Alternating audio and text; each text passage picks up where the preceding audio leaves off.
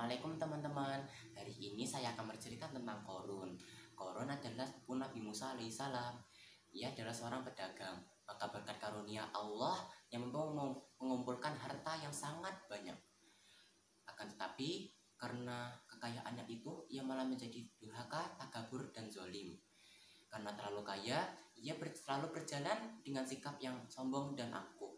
Beberapa orang mukmin yang melihat kejadian tersebut menasihatinya, janganlah kamu merasa sombong dengan karunia yang diberikan Allah kepadamu. Jangan pula kamu bersikap zalim kepada orang lain. Bersyukurlah kepada Allah karena Dia telah melebihkanmu dari orang lain. Akan tetapi mendengar hal tersebut, Korun malah menjadi marah dan berkata kepada mereka, sesungguhnya semua kekayaan ini adalah milikku, bukan milik Allah. Kalau bukan karena kerja kerasku, pasti aku tidak akan mampu mengumpulkan semua kekayaan ini. Orang mukmin kembali berkata kepada Korun, mengapa hai Korun, sesungguhnya semua kekayaan yang kamu miliki adalah milik Allah. Mengapa kamu tidak mau mendekat kepada Allah dengan melakukan perbuatan baik, sehingga kamu akan mendapatkan pahala baik di dunia maupun di akhirat?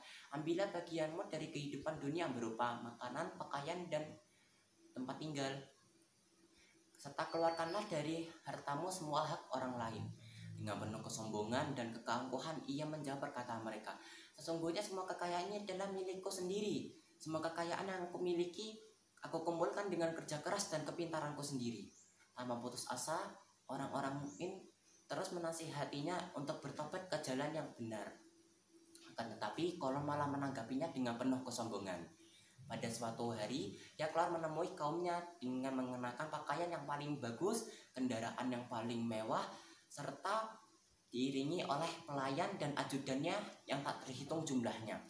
Maka sebagian orang yang mencintai kehidupan dunia berkata, alangkah enaknya jika kita bisa menjadi seperti Korun. Mereka berharap agar mereka memiliki kekayaan seperti yang dimiliki oleh Korun. Yang paling baik adalah pahala yang diberikan Allah.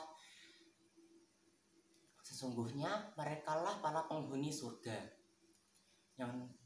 yang sebagaimana disebutkan dalam Al-Quran surat As-Sajdah ayat 17. Ketika orang-orang tengah terpukau memandangi Korun, maka Allah berfirman, maka kami benamkan Korun dan rumahnya ke dalam bumi. Maka tidak ada suatu golongan pun yang mampu membantunya dari azab Allah. Dan tidaklah ia termasuk orang yang mampu menyelamatkan dirinya sendiri.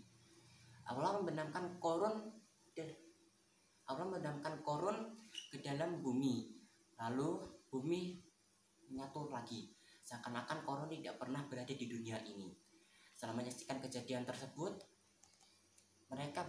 orang-orang yang terpukau melihat Korun berkata, sesungguhnya Allah mampu melapangkan rezeki bagi siapa saja yang ia kehendaki. Kalau bukan karena kelembutan dan